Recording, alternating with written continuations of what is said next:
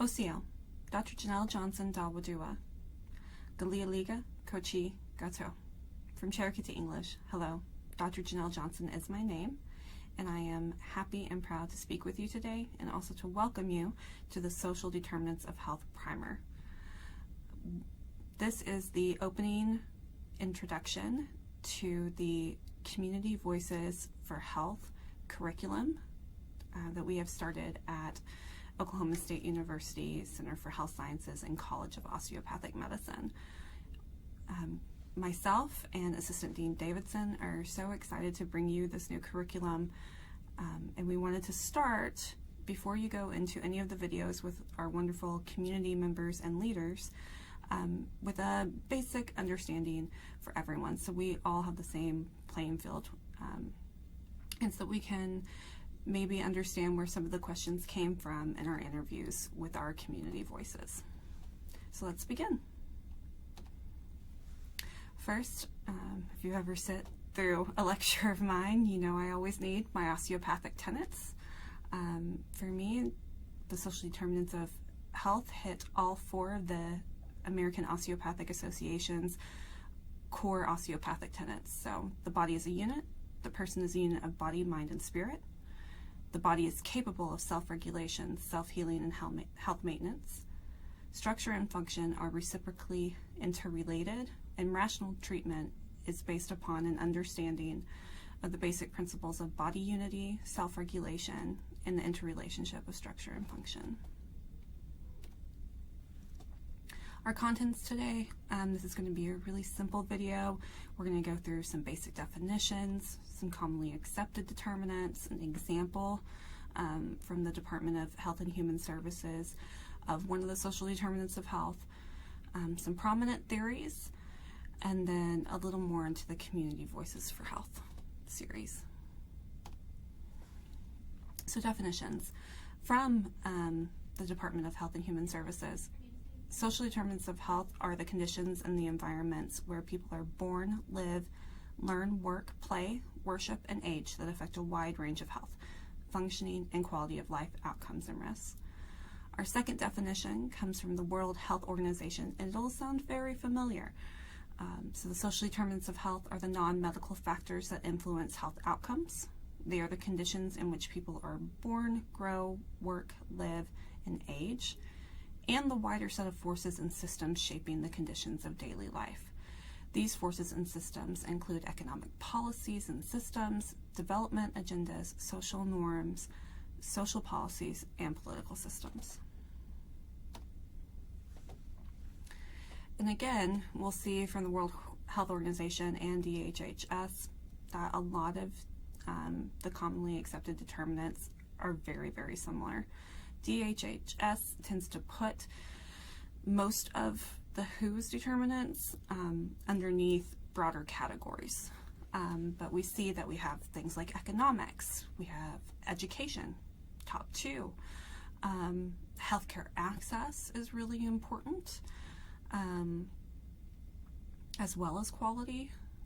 The neighborhood and built environment, so for the WHO, that would include the housing, basic amenities in the environment, as well as food insecurity and even working life conditions. And then social and community context from DHHS is very similar to structural conflict, as well as social inclusion and non-discrimination. And all of these things are found to determine the outcomes of people's health. So let's look at an example. So this is from the U.S. government. Here we can see in early childhood development and education. And we see that there are three basic principles. I kind of think of this as a will and spoke structure. So the will is the early childhood development. And we see that that intersects a little bit with health and healthcare access. So children who participated in high-quality early childhood education programs that included healthcare and meals or snacks are in better health than children who don't have access to the same programs. Then we go back to education on that spoke, and that included early childhood development and education programs can improve learning and social skills and increase the readiness for schools. And then we come down, and this is actually where we get the interventions that are shown to work. And in this one, features of high quality early childhood development and education programs include well-trained teachers and smaller classes. So it's not just that we're getting outcomes, we're also getting what interventions are shown to work. That's what the research is into social determinants of health. Now, there are some prominent theories on how we can contextualize social determinants of health. So we'll just start with these four. There are many more out there, but I think these are a good starting place. So the first is called life course perspective.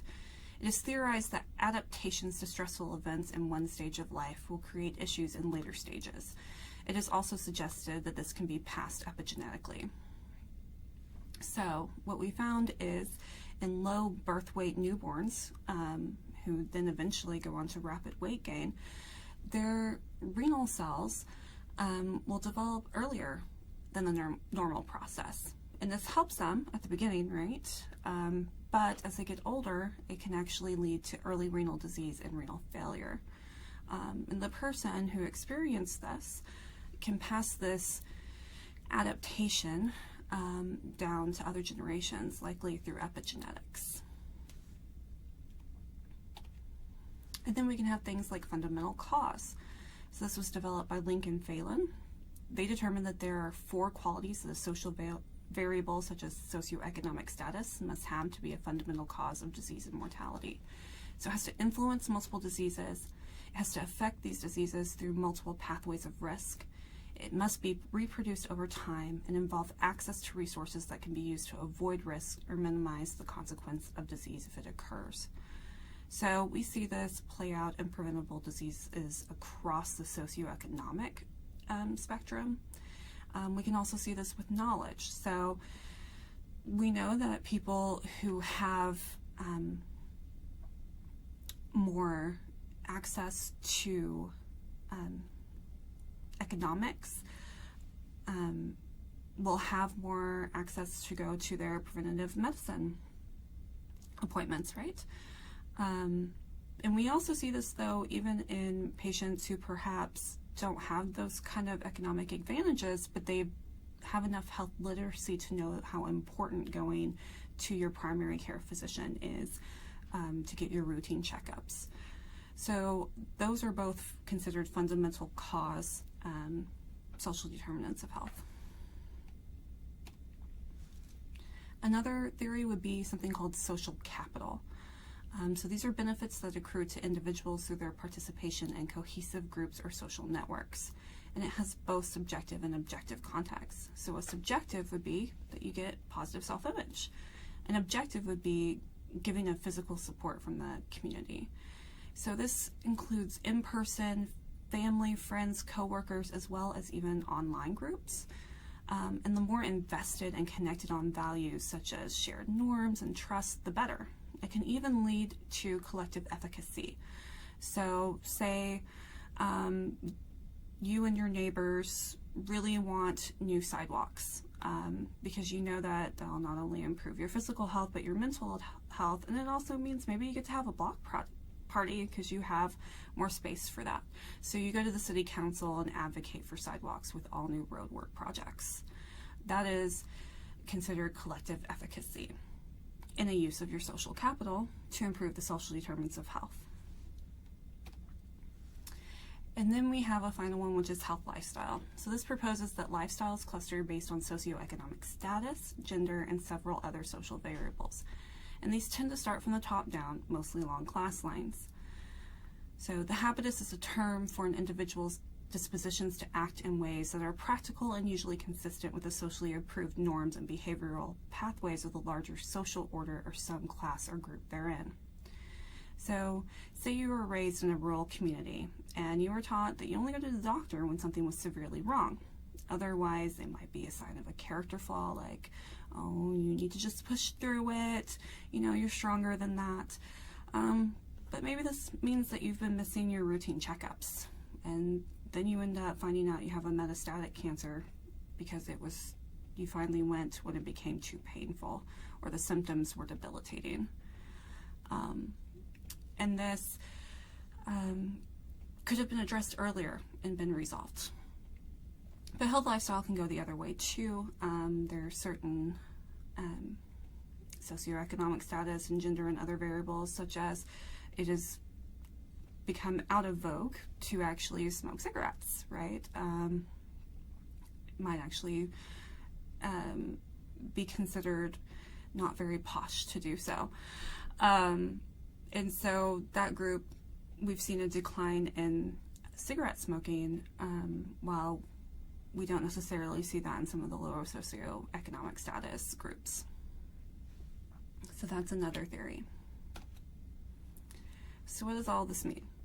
Well, that is what we're hoping these interviews with our community leaders and members will help us discover. How do these play out? Do we see these theories every day in our lives working? Do we see multiples of them? Because just like the social determinants of health, we're not saying one is the most important or the better. In fact, they're probably all happening all the time. So I want to say on behalf of Dean Davidson and I, Wado, thank you to our community members and leaders who are willing to do these interviews with us. And we hope you all as the students really enjoy them. All right. Thank you.